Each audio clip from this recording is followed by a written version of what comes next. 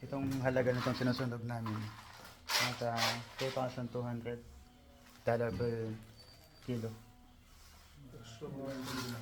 Ito yun. Ito naman, nasa $2,400 pala yun per kilo. Ito naman, $2,200 per kilo. Ito naman, ito yung pinakamahal nila. Nakakahiya namang testing nito kasi ito $11,700 per kilo. Mabigat. Galing daw ito sa mga 30 years old plus na puno. This one given to Tika. Collection niya.